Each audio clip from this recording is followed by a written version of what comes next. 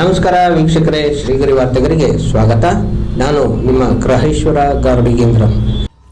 ದಿನಾಂಕ ಏಪ್ರಿಲ್ 2, 2026ರಂದು ಕರ್ನಾಟಕ ಸೇನಾಪಡೆ ವತಿಯಿಂದ ವಿದ್ಯುತ್ ಆಸ್ತಿ ನೀರಿನ ದರವನ್ನು ಏರಿಸಿರುವ ರಾಜ್ಯ ಸರ್ಕಾರದ ಕ್ರಮವನ್ನು ಖಂಡಿಸಿ ಮೈಸೂರಿನ ಹಳೆ ಜಿಲ್ಲಾಧಿಕಾರಿಗಳ ಕಚೇರಿ ಮುಂಭಾಗ ಪ್ರತಿಭಟನೆಯನ್ನು ನಡೆಸಲಾಯಿತು.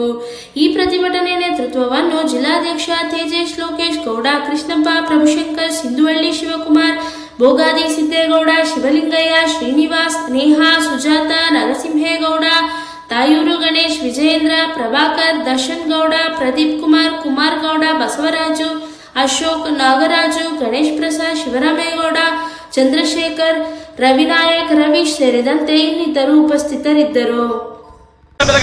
ರಾಜ್ಯ ಸರ್ಕಾರಕ್ಕೆ ವಿದ್ಯುತ್ ದರವನ್ನು ಏರಿಸಿರುವ ರಾಜ್ಯ ಸರ್ಕಾರಕ್ಕೆ, ನೀರಿನ ದರವನ್ನು ಏರಿಕೆ ಮಾಡಿರುವ ರಾಜ್ಯ ಸರ್ಕಾರಕ್ಕೆ, ಪದೇ ಪದೇ ಬಡವರ ಹೊಟ್ಟೆ ಮೇಲೆ ಉಳಿತಿರುವ ರಾಜ್ಯ ಸರ್ಕಾರಕ್ಕೆ, ವಿದ್ಯುತ್ ದರವನ್ನು ಏರಿಕೆ ಮಾಡಿರುವ ರಾಜ್ಯ ಸರ್ಕಾರಕ್ಕೆ, ನೀರಿನ ದರವನ್ನು ಏರಿಕೆ ಮಾಡಿರುವ ರಾಜ್ಯ ಸರ್ಕಾರಕ್ಕೆ, ಒಳಚರಂಡಿ ಶುಲ್ಕವನ್ನು ಏರಿಕೆ ಮಾಡಿರುವ ರಾಜ್ಯ ಸರ್ಕಾರಕ್ಕೆ, ಜನ ವಿರೋಧಿ ರಾಜ್ಯ ಸರ್ಕಾರಕ್ಕೆ, ಬಡವರ ವಿರೋಧಿ ರಾಜ್ಯ ಸರ್ಕಾರಕ್ಕೆ, ಬಡವರ ಹೊಟ್ಟೆ ಮೇಲೆ ಉಳಿತಿರುವ ರಾಜ್ಯ ಸರ್ಕಾರಕ್ಕೆ ವಿದ್ಯುತ್ ಆಸ್ತಿ ನೀರಿನ ದರ ಹಾಗೂ ಒಳಚರಂಡಿ ಶುಲ್ಕಗಳ ದರವನ್ನು ಏರಿಸಿರುವಂತಹ ರಾಜ್ಯ ಸರ್ಕಾರದ ಕ್ರಮವನ್ನು ಖಂಡಿಸಿ ಇಂದು ನಾವು ಕರ್ನಾಟಕ ಸೇನಾಪಡೆ ವತಿಯಿಂದ ಪ್ರತಿಭಟನೆ ಮಾಡ್ತಾ ಇದ್ದೇವೆ.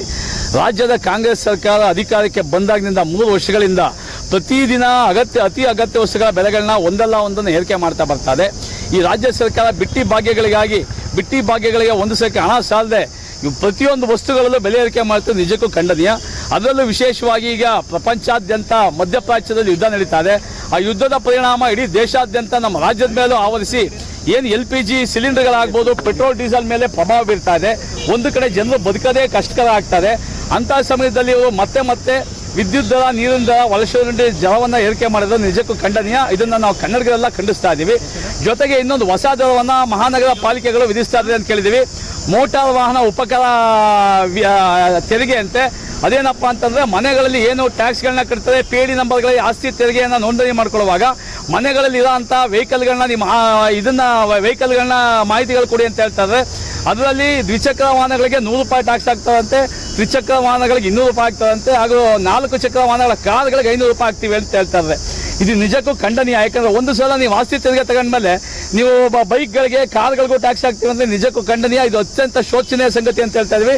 ಯಾವುದೇ ಕಾರಣಕ್ಕೂ ನೀವು ಈಗಾಗಲೇ ಜನಗಳು ಬೆಲೆ ಏರಿಕೆಯಿಂದ ತತ್ತರಿಸಿ ಹೋಗಿದ್ದಾರೆ. ಜನಗಳು ಜೀವನ ಮಾಡೋದೇ ಕಷ್ಟಕರ ಆಗ್ತದೆ.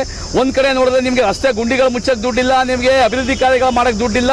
ಎಲ್ಲ ಬಿಟ್ಟಿ ಭಾಗ್ಯಗಳು ಕೊಟ್ಟು ನಮ್ಮ ರಾಜ್ಯದ ಬೊಕ್ಕಸವನ್ನು ಬರಿದು ಮಾಡಿ ನೀವು ಹೀಗೆ ಪದೇ ಬೆಲೆ ಏರಿಕೆ ಮಾಡ್ತಾ ಇದ್ರೆ ಈ ಕೂಡಲೇ ನೀವು ಏನು ಬೆಲೆಗಳನ್ನ ಏರಿಸಿದ್ರೆ ವಿದ್ಯುತ್ ದರ ಆಗ್ಬೋದು, ನೀರಿನ ದರ ಆಗ್ಬೋದು, ಒಳಚರಂಡಿ ಶುಲ್ಕಗಳಾಗ್ಬೋದು, ಯಾವುದೇ ಕಾರಣಕ್ಕೂ ಏರಿಸಿರುವಂಥ ದರವನ್ನು ನೀವು ಈ ಕೂಡಲೇ ಮತ್ತೆ ಇಳಿಕೆ ಮಾಡಬೇಕು. ಜನಗಳು ನೆಮ್ಮದಿಯಾಗಿ ಬದುಕಲಿಕ್ಕೆ ನೀವು ಅವಕಾಶ ಮಾಡಿಕೊಡ್ಬೇಕು ಅಂತ ನಿಮಗೆ ಎಚ್ಚರಿಕೆಯನ್ನು ಕೊಡ್ತಾ ಇದ್ದೇವೆ. ಜೈ ಹಿಂದ್, ಜೈ ಕರ್ನಾಟಕ. ಮತ್ತೆ ಮುಂದಿನ ವಾರ್ತೆಗರಿಯಲ್ಲಿ ಭೇಟಿಯಾಗೋಣ. ಶ್ರೀಗರಿ ನಿಮ್ಮ ಮನದಾಳದ ಗರಿ. ನಮಸ್ಕಾರ.